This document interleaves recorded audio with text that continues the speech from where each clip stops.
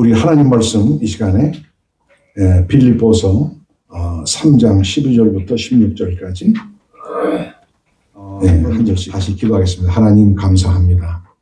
오늘 이렇게 저희들이 무더운 여름나지만 또 복된 시간 주셔서 너무너무 감사하고, 아버지 하나님여, 연약한 종을 다니시고사오니 입술에 파수꾼을 세우시고 성령님이 말씀하신 것처럼 말할 수 있도록 은혜 허락해 주시옵소서. 아버지 하나님이여, 우리가 말씀을 들을 때 성령도 함께 하시고 또 우리 하나님의 능력 안에 아버지 하나님이여 은혜 받고 돌아갈 수 있게 하옵소서. 예수님의 이름으로 비옵나이다. 아멘. 건강하고 은혜로운 삶을 사는 사람들은 무엇보다도 잘 잊는 법을 배운 사람들입니다. 우리에게 기억력이 좋은 것은 감사한 일이지만 사실은 잊어버리는 것도 큰 은혜요 축복입니다. 가장 행복한 사람, 가장 유용한 인물, 가장 고상한 사람들은 하나같이 잘 잊는 법을 배운 사람들입니다. 이러므로 건강한 믿음과 영성으로 계속 앞으로 전진하며 언제나 은혜 가운데 살기 원하는 사람은 참으로 잘 잊어버리는 법을 배워야 합니다. 사람들은 대개 무슨 속상한 일이 있으면 잠을 설쳐요. 우리 믿는 사람들 역시 잠을 못 자고 고민하는 경우가 많습니다. 이것이 계속되면 내 영혼에 유익이 없고 자꾸만 부정적인 그늘이 생기게 되고 그리고 나아가서 육신의 건강도 해치게 되는 것입니다. 시편 127편 2절에 여호와께서는 그 사랑하시는 자에게 잠을 주시는도다, 이렇게 말씀하셨습니다. 전에 내가 섬기던 교회에 사업을 크게 하시는 집사님이 있었는데요. 한 번은 나한테 이런 말을 했어요. 나는 사업 때문에 밤새 고민하고 궁량을 하고 한잠을 못 자는데도 아내는 그걸 아는지 모르는지 참 잠을 잘 잡니다. 그러면서 아내는 참 마음이 태평한 사람입니다, 이렇게 말합니다.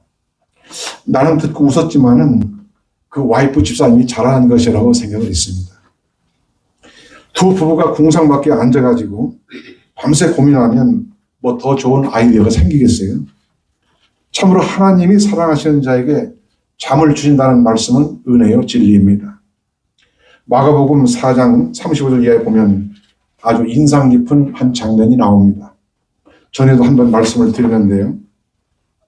예수님과 제 아들이 배를 타고 갈릴리 바다를 건너가는 중에 큰 풍랑을 만났습니다. 제 아들은 그 풍랑과 맞서 싸우느라고 아주 곤욕을 치렀습니다. 그때에도 예수님은 배 고물에 편안히 누워서 주무시고 계셨어요. 예수님의 이러한 모습은 분명히 그때 함께 배를 타고 가던 제 아들과 오늘날 우리들에게 어떤 교훈을 주시려고 한 것이 분명합니다. 풍랑이 밀려와도 두려워 말고 주님 믿고 동요하지 말라는 뜻입니다. 바깥에서 불어오는 바람 때문에 내 안에 있는 평안과 행복을 잃지 말라고 하시는 것입니다. 행복하고 건강한 삶을 살지 못한 사람 가운데는 과거의 일을 잊지 못하고 계속 되뇌고 고민하는 사람들이 많습니다. 나는 그런 분들을 많이 봤어요. 또 이들은 실제보다 훨씬 더 확대해서 고민합니다. 알고 보면 별것 아닌데 그걸 너무 지나치게 확대해서 고민합니다. 이것은 나의 행복과 영성을 갉아먹는 존벌레를 마음에 품고 사는 것과 같은 것이에요. 마귀는 과거를 자꾸 되뇌게 함으로써 나를 한없이 약하게 만듭니다. 그리고 내 안에 있는 기쁨과 감사를 앗아갑니다. 과거의 아픈 기억들이 자꾸 생각날 때 회개가 부족했다면 충분히 회개할 것이고, 또 회개하였다면 다 잊고 주님 은혜 안에 온전히 머물러야 합니다. 이것이 우리 하나님 아버지께서 기뻐하시는 믿음이라 할 것입니다. 또 지난날 누군가 나에게 상처를 주었다면 이것도 당장은 힘들지라도 주님의 십자가를 붙들고 나를 위해 피 흘리신 우리 주님을 바라보아야 합니다. 그러면 내가 치유받고 결국은 내 기억에서 사라지게 될 것입니다. 스테반처럼 자기를 돌로 치는 자를 위해서 기도할 수 있다면 그는 위대한 성도라 하겠습니다. 몸에 상처가 나면 그것이 다 아물기까지는 시간이 걸립니다. 이처럼 마음의 상처도 회복하는데 시간이 걸렸는데 아마 몸의 상처보다 마음의 상처가 더 시간이 많이 걸릴지 모르겠어요. 그러나 그 시간을 성령의 위로와 성령의 기름 부으심 가운데서 단축시켜야 합니다. 심지어 교회에서도 믿음의 식구들이 하지만 부족한 인간들인지라 자칫 상처를 주기도 하고 또 상처를 받을 수도 있습니다. 상처를 주었다 여기면 속히 사과하고 화해를 해야 합니다. 하지만 상처를 받은 사람도 그걸 얼른 털고 일어나야 합니다. 그래야 나의 영과 육이 아울러 건강하고 건강한 삶을 살 수가 있습니다. 우리는 과거를 털어버리고 일어나서 계속 전진하고 또 전진해 나가야 합니다. 오늘 바울은 본문 13절로 14절에 말씀합니다. 형제들아, 나는 아직 내가 잡은 줄로 여기지 아니하고 표대를 오직 한 일, 즉 뒤에는 것은 잊어버리고 표대를 향하여 그리스도 예수 안에서 하나님이 위에서 부르신 부름의 상을 위하여 쫓아가노라. 이렇게 말씀하고 있습니다. 오늘 사도 바울은 뒤에 있는 것은 잊어버리고 라고 말씀하고 있어요. 건강한 믿음과 영성으로 계속 전진하기 원하는 사람은 뒤의 것을 잊어버려야 합니다. 그러면 우리는 과연 무엇을 잊어야 할까요? 첫째, 우리는 과거에 우리의 공로와 공적을 다 잊어야 합니다. 12절에 내가 이미 얻었담도 아니요 온전히 이뤘담도 아니라 오직 내가 그리스도 예수께 잡힌 바 된 그것을 잡으려고 쫓아가노라. 이렇게 말씀합니다. 이는 사도 바울께서 예수 그리스도 이후 하나님 나라 운동에 있어서 그리고 복음 운동에 있어서 나아가서 교회 운동에 있어서 최대의 공로자이지만 그러나 그 공로에 전혀 집착하지 않는다. 그런 말씀입니다. 오히려 사명을 더 잘 감당하기 위해서 표대를 향해 달려간다고 말하고 있습니다.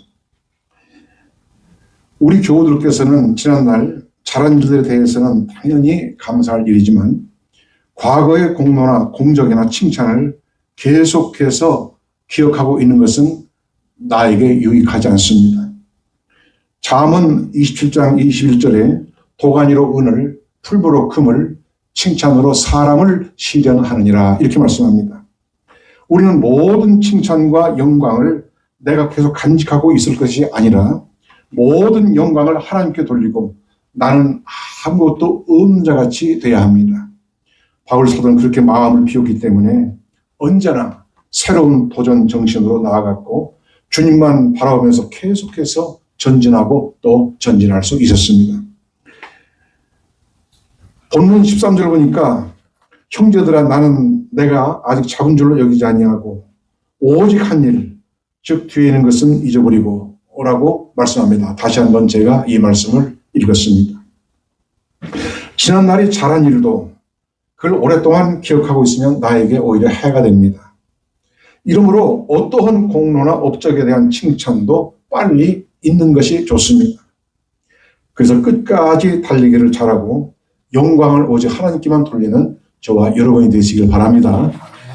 둘째로 우리는 우리의 지난날의 죄악을 잊어버려야 합니다. 세상 사람은 아담 안에서 너나 할 것 없이 다 죄인입니다. 또한 우리가 어떠한 죄를 지었을지라도 일단 진심으로 회개하고 돌이킨 후에는 사하심 받은 줄 믿고 그걸 잊어야 합니다. 이것이 믿음이에요. 하나님도 우리가 회개했을 때는 잊어버린다고 그렇게 말씀하십니다. 이사야서 44장 20절에 내가 내 허물을 빽빽한 구름에 사라짐같이 내 죄를 안개에 사라짐같이 도말하였으니 너는 내게로 돌아오라. 내가 너를 구속하였음이니라. 이렇게 말씀합니다. 이사야서 43장 25절에는 내 죄를 기억지 아니하리라. 또 이렇게 말씀하십니다. 전에도 말씀했지만은 도말이라고 하는 것은 완전히 덮어버리고 지워버려서 전혀 보이지 않게 한 것입니다. 나의 붉은 죄를 그보다 더 붉은 주님의 피로 덮어버리는 것이 도말입니다. 하나님은 내가 죄를 지었어도 회개하면 다 용서하신다고 했는데 나 자신이 계속해서 죄자간에 빠져서 괴로워한다면 이것은 옳지 않습니다. 이는 마치 하나님의 그 용서를 믿지 못하는 것과 같은 것이에요. 시편 103편 11절 14절에 말씀합니다.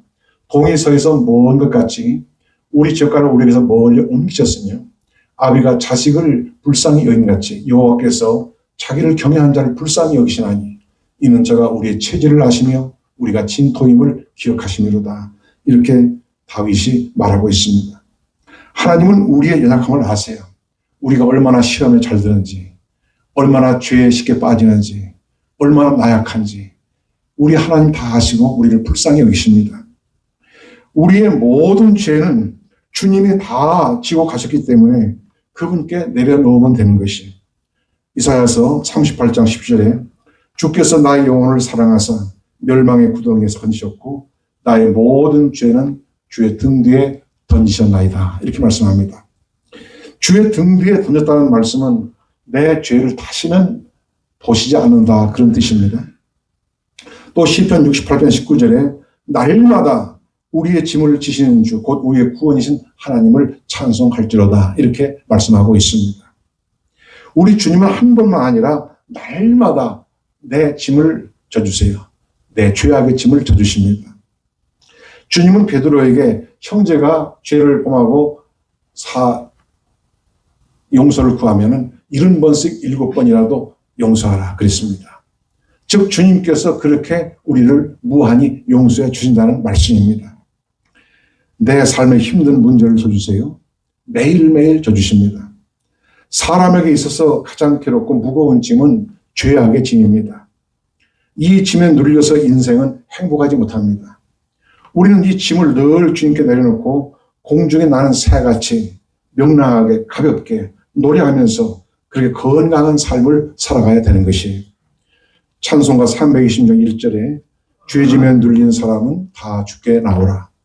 주 말씀을 의지할 때에 곧 평안 얻으리. 의지하세 의지하세 주 의지하세. 구하시네 구하시네 곧 구하시네. 이렇게 노래하지 않습니까? 부모와 자녀 사이를 천륜 관계라 이렇게 부릅니다. 천륜이라고 하는 것은 글자 그대로 하늘이 맺어준 인연이라 그런 뜻입니다. 하늘이 맺어준 관계라 그런 말입니다. 한 부모에게 5 자녀가 있는데 다 말 잘 듣고 다 착한 거 얼마나 좋겠습니까? 하지만 더러 힘들게 한 자녀도 있어요. 아마 이 세상에서 가장 힘들게 한 그런 사람이 자식일 겁니다. 오죽하면 자식이 원수라는 말이 있겠어요? 그러면 이렇게 말 안 듣고 힘들게 한 자녀를 과연 그와 인연을 끊겠습니까? 그럴 수는 없어요. 미워도 내 자식이고 못나도 내 자식입니다. 우스갯소리로 잘난 아들은 나라의 아들, 돈 잘 버는 아들은 장모의 아들, 빚쟁이 아들은 내 아들, 그런 말이 있습니다. 부모 자식 사이는 철륜의 관계이기 때문에 허물지고 약점 많은 자식일수록 더욱더 내가 보듬어야 돼요. 그렇습니다. 우리 하나님 아버지는 더욱더 그러하세요. 나와 하나님 아버지는 세상의 부모 자식보다 더 깊고 더 높은 철륜 관계입니다. 하나님은 만세 전에 벌써 나를 택하셨고 또 독생자의 피로 값주고 나를 구속하셨고 그의 성령으로 인치시어서 나를 영원히 자녀 삼으시고 하나님을 아바 아버지라 부르게 하셨습니다. 이것은 폐지할 수 없는 관계예요. 혹시 이 세상에서 부모 자식과의 인연을 끊는 일은 더러 있을지라도 하나님 아버지는 단연코 그런 일이 없습니다. 다만 내가 하나님의 자녀로서 불순종하고 계속 죄를 짓고 방탕하다면 나 자신이 행복하지 못해요. 아버지가 나를 버리시지는 않지만 결국 나에게는 후회밖에 남는 게 없습니다. 그러나 내가 진정으로 거듭난 하나님의 자녀라면 나에게 죄와 허물이 있을 때 그걸 회개하지 않고는 견딜 수 없습니다. 그리고 회개한 후에는 지난날의 죄와 허물을 다 잊어야 합니다. 진정으로 돌아온 아들은 아버지를 깊이 사랑하고 아버지를 찬양하게 될 것입니다. 오늘 우리 모두는 언제나 힘있게 하나님을 찬양하고 영광 돌리는 건강한 삶을 사는 여러분 되시기를 축원드립니다. 셋째로 우리는 우리의 실수도 잊어야 합니다. 실수란 고의로 잘못을 했다기보다는 착각이나 잘못 판단으로 생긴 경우가 많습니다. 이상의 완전한 사람 없고 다 실수할 때가 있어요. 돌이켜보면 그냥 실수투성입니다. 그 당시에는 내가 잘하는 것 같은데 지나고 보면 실수한 것이 너무 많아요. 연필 꼭대기에 지우개가 달린 것은 누구나 다 실수할 수 있다는 뜻입니다. 우리는 실수한 다음에 좌절하거나 그걸 자꾸 기억해봐야 도움이 안 돼요. 빨리 잊고 더 잘하도록 심기일전해야 합니다. 여호수아 7장에 보면 여호수아는 여리고성을 점령한 후에 이제 아이성을 점령하려고 미리 정탐을 보내서 아이성의 이모저모를 정탐하고 오도록 했습니다. 그런데 정탐들이 다 탐지하고 돌아와서 보고하기를 아이성은 아주 작은 성이기 때문에 이스라엘 군대가 다 올라갈 것 없고 소수만 보내면 될 것 같습니다. 이렇게 여호수아에게 보고를 했어요. 이에 여호수아는 정탐들의 말만 듣고 아주 소수의 병력만 보냈습니다. 그런데 웬일일까요? 이스라엘 군사 여러 명이 죽고 무참하게 패배를 당하고 말았습니다. 쫓겨났습니다. 이는 여호수아의 실수였어요. 바로 직전에 여리고 전쟁에서는 기도하고 하나님 명령대로 철저히 순종했고 그 결과 그 큰 도성 이스라엘의 능력으로는 감당할 수 없는 초롱성 같은 여리고성을 함락시켰습니다. 그런데 아이성은 아주 작은 성이라고 너무 쉽게 생각을 한 것이에요. 그래서 기도 없이 크게 긴장하거나 준비 없이 그저 소수만 가볍게 보낸 것입니다. 그리고 큰 낭패를 봤어요. 그 결과 이스라엘의 사기는 완전히 땅에 떨어졌습니다. 이 작은 아이성에서 패배했으니 앞으로의 싸움이 큰일이에요.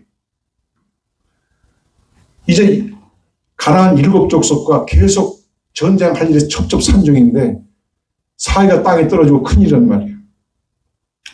이러므로 여호수아는 여호와의 언약궤 앞에서 하루 종일 땅에 엎드렸습니다.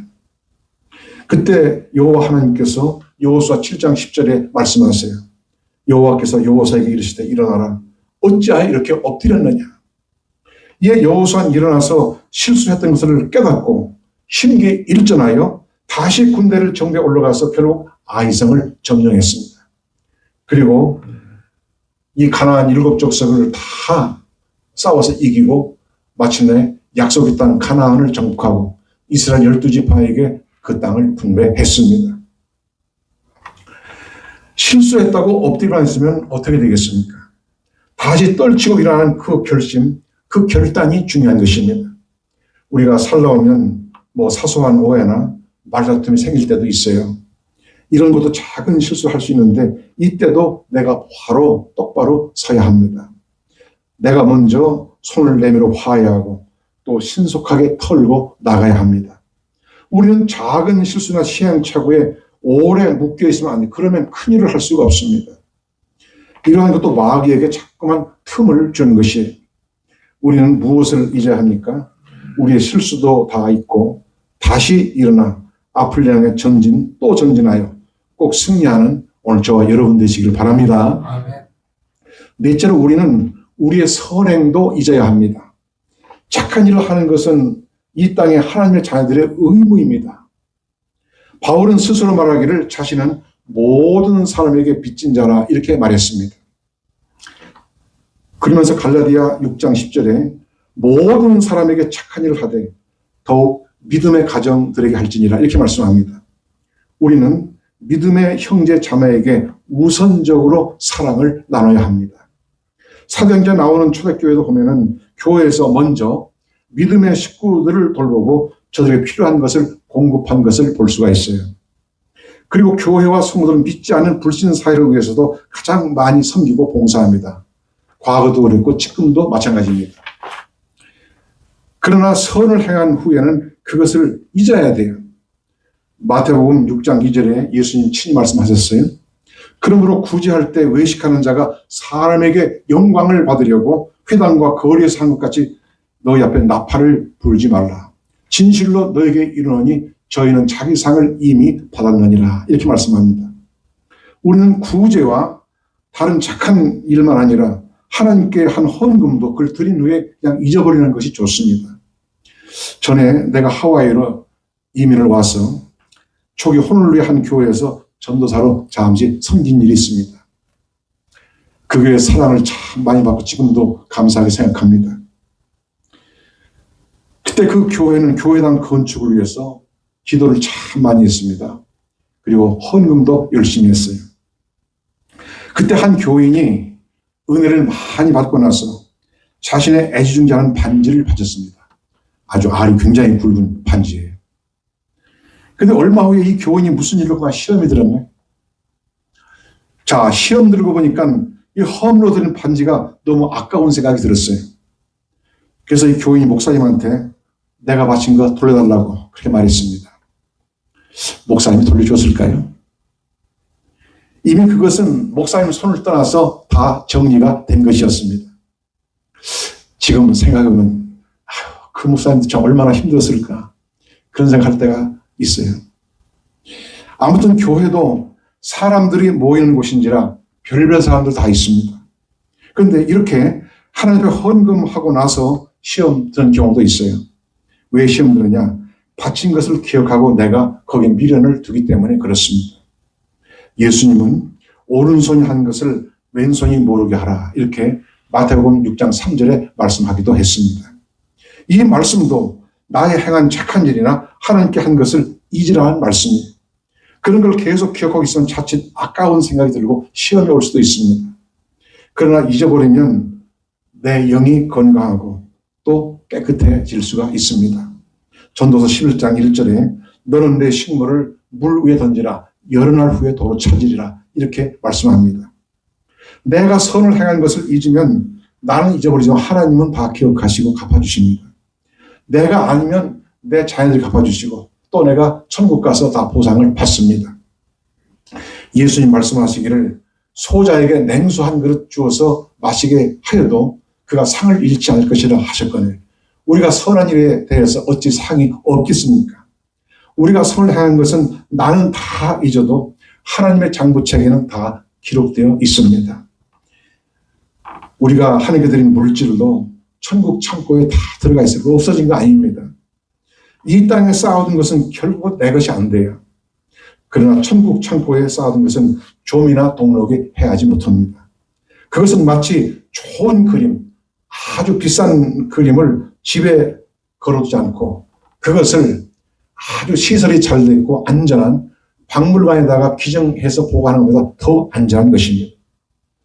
사도 바울처럼 선을 많이 하고 나서 또 잊어버리고 그리고 계속 표대를 향해서 달려나가는 오늘 저와 여러분이 되시길 바랍니다. 네, 다섯째로 우리는 우리의 슬픔도 다 잊어야 합니다. 욥기 14장 1절에 여인에게서 난 사람은 사는 날이 적고 괴로움이 가득하며 이렇게 말씀합니다. 욥만 아니라 바울에게도 환난과 슬픔을 당한 때가 수도 없이 많았습니다. 그러나 바울은 뒤에 있는 것은 잊어버린다고 했습니다.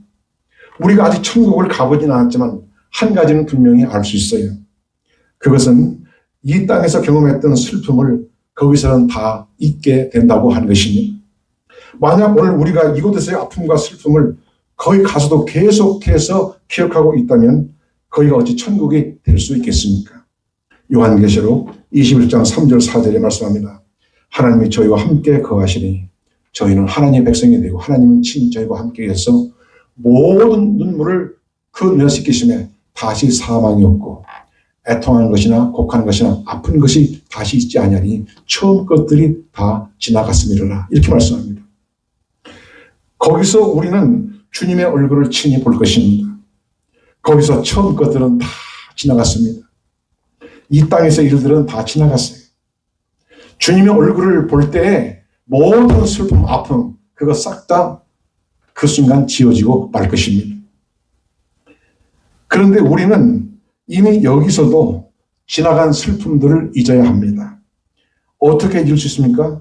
하나님의 충만한 은혜로 잊을 수가 있어요. 여러분, 아무리 괴롭고 슬픔이 있어도요, 충만한 은혜를 받으면 그거 잊을 수 있습니다. 충만한 은혜를 받아야 돼요. 이게 중요한 것입니다. 그래서 하나님의 충만한 은혜 안에서 어제의 아픔과 슬픔은 더 이상 슬픔이 아니고 은혜의 채삭빛이 되어서 나에게 비춰 올 것입니다. 또 어떻게 잊을 수 있습니까? 주님의 십자가를 바라볼 때 잊을 수가 있어요. 주님은 저 갈보리의 십자가에서 나의 아픔과 슬픔을 다 가져가셨습니다. 이러므로 그 십자가를 바라봐야 돼요. 그럼 놀랍게 치유하는 은혜를 내가 경험하게 되는 것입니다. 또 어떻게 잊을 수 있습니까? 주님의 얼굴을 항상 바라봐야 합니다. 다윗은 시편 17편 15절에서 나는 의로운 중에 주의 얼굴을 보리니 깰 때에 주의 형상으로 만족하리이다. 이렇게 고백했습니다.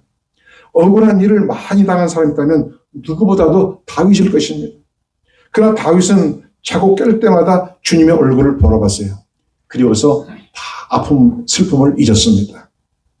주님의 형상으로 만족하고 또다시 그는 새 힘을 얻어서 전진해 나갈 수가 있었습니다. 스데반도 돌에 맞아 순교할 때에 주님의 얼굴을 보았고 그때 그 얼굴은 천사의 얼굴처럼 환하게 빛났습니다. 다윗이 만일 슬픔과 아픔을 늘 기억하고 살았더라면 그는 결코 승리하지 못했을 것이고 위대한 왕도 되지 못했을 것입니다.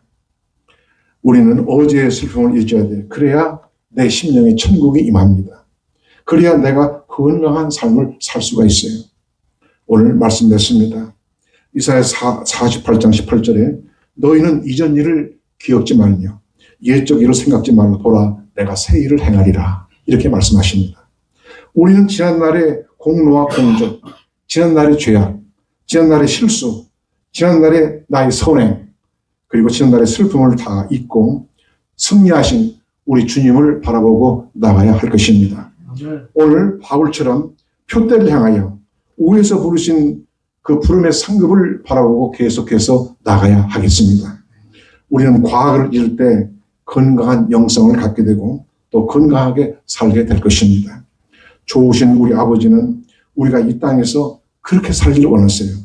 언제나 해같이 밝고 힘있는 모습으로 하나님을 찬송하면서 건강한 삶을 살기를 아버지는 원하십니다.